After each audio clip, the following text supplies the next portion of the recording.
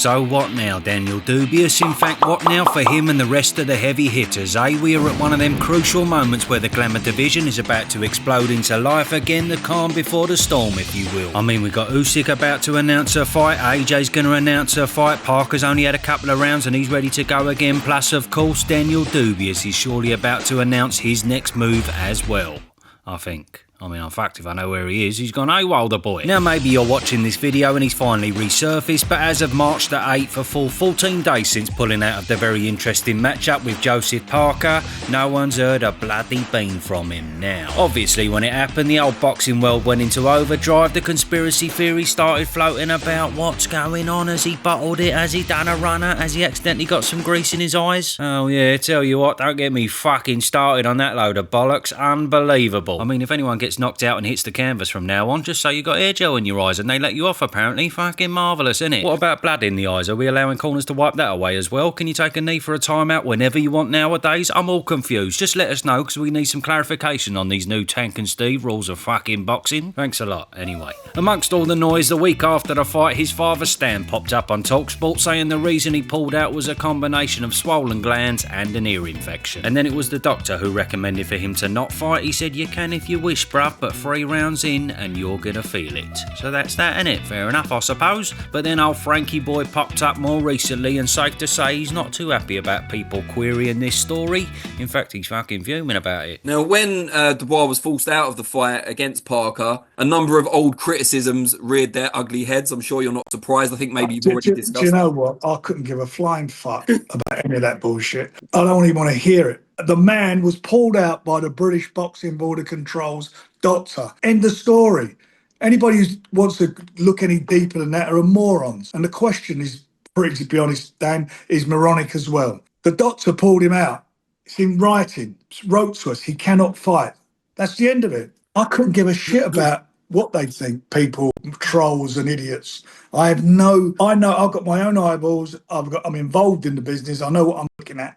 And I don't need some idiot who's sitting in his mum's bedroom having not left over his string vest, eating his pot noodles, telling me what I should be doing with my fighters. You better let them know that mum's cleaning the bedroom next week. Yeah, so clear out under the bed. Ah, good old Frank. We do love him, but they caught him on a bad day here, and there's no such thing as a logical discussion when he's in a mood like this. Fucking hell. I don't know if it was anything to do with this being the same day that Turkey and Dana popped up talking about crushing competition, fixing the sport of boxing. Who knows? But anyway, come on, we do have to pick him up on the fact that he says Daniel was pulled out by the British Border Control doctor, saying he cannot fight, because that's not what Daddy Dubois said, Frank. Old Stan's doctor said he could fight, but after 3 rounds, he'd be fucked. I mean, that is rather different, you'd have to say, so it's all very well digging out the pot noodle eating string vesters, but to be fair, when the stories don't match up, this is kind of what you're gonna get. But anyway, let's not split hairs. Maybe Stan got it wrong, maybe Frank got it wrong, fuck knows. Personally though, I don't really believe he intentionally chose to bottle it or anything like that. Why would you pull out of a fight of this magnitude with that much money on the line 2 days before?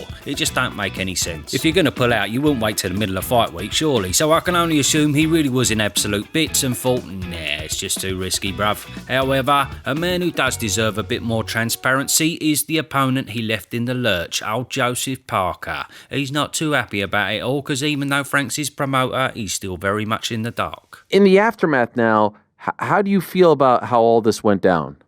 It does feel a bit weird. It feels weird because he was at the public workout, and then, you know, just like that, he got real ill, and there was no real statement. There's no real proof or doctors. There's nothing there, like you said, there's nothing that's come out, and even after the fight, nothing's come out. So it feels a bit weird. And it feels a bit strange that during that time that Usyk started calling out Dubois saying he wants him next. So I'm not saying it's he wasn't ill or he was ill. I'm just saying I'm not sure what's happening.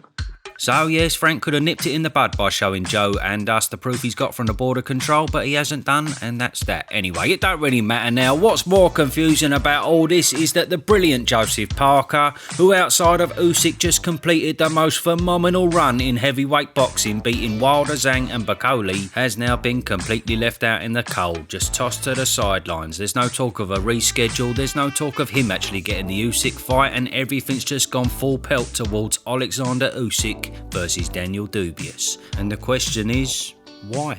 I just can't get my head round it. I've been thinking about it so much, I spilt my pot noodle down my string fucking vest. Genuinely, it's one of the most unfair scenarios I've ever seen in boxing. How does a world champion get to pull out of a fight, not have to reschedule it, leave his opponent there to fight a dangerous top 10 heavyweight who he goes on to demolish, then that opponent reaps no rewards whatsoever, but the bailer gets a bigger fight? I mean, imagine if Parker had the world title and he pulled out on Daniel during fight week, then without any explanation, Parker went on to schedule the Usyk fight.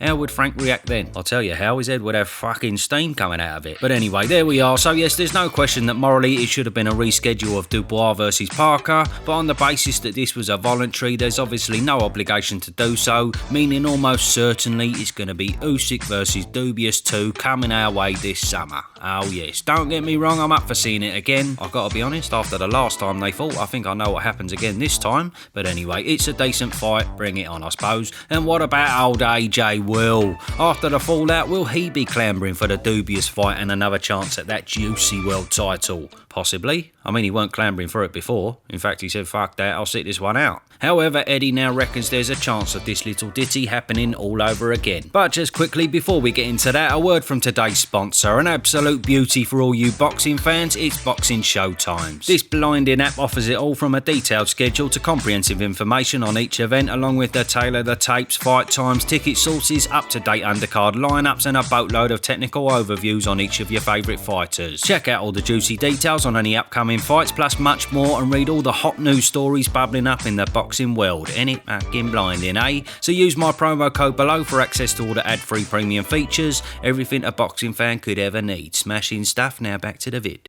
You know, we're talking to Queensbury about the potential of Dubois AJ this summer, the rematch, because they're planning Dubois' next move as well.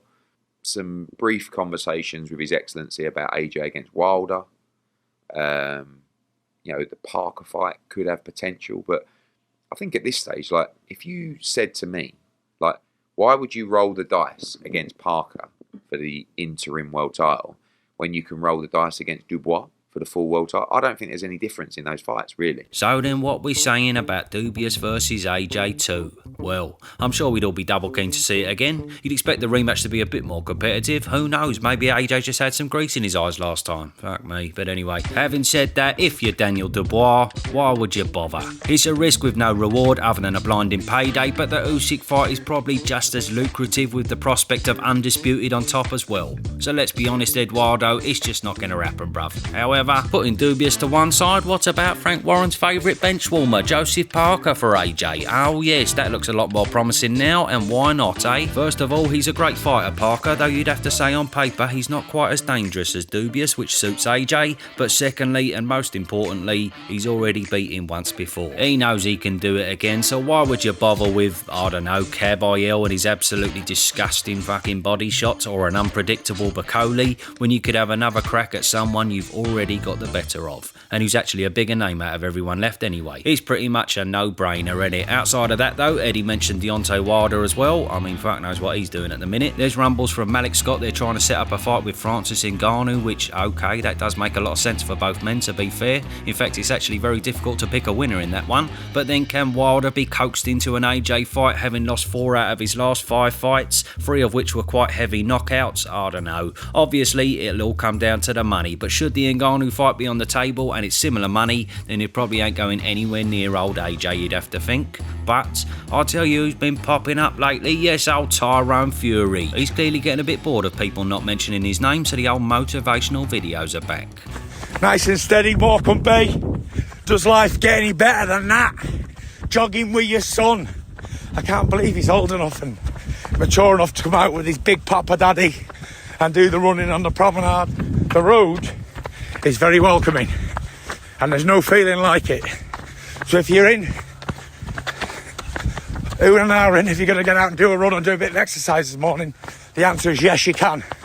Yes, you can. Yeah, we know your game, Tyson. You ain't kidding no one, bruv. Just like in summer 2022, he's probably getting itchy knuckles about now, so expect to see some kind of movement from him relatively soon. Most likely when the AJ fight gets announced, because he loves stealing a bit of fucking thunder, doesn't he? But yes, ultimately, of course it's speculation, but if all this does roughly play out as mentioned, Usyk and Dubois, maybe Parker or Wilder for AJ, plus we know Bacoli's fighting a Jagber in May, then poor old Caballero could be sitting around for for a while, twiddling his thumbs in no man's land. Yes, unfortunately, that blinding performance he put in against Zhang has done himself no favours in setting up his next fight, because bloody hell, this man is clearly double dangerous. In fact, so much so, with Usyk's kryptonite being the body shots, this man may be one of the only heavyweights formidable enough to put a dent in him. And that's about that really, but moving down the list in heavyweight talk, we've got Pulev and Wardley apparently incoming, as well as the Romford Bull trying to right a wrong against Dave Allen in their juicy rematch May 17th. Blinding stuff. He may have actually won the first time, Johnny boy, but it's the public he needs to win over this time,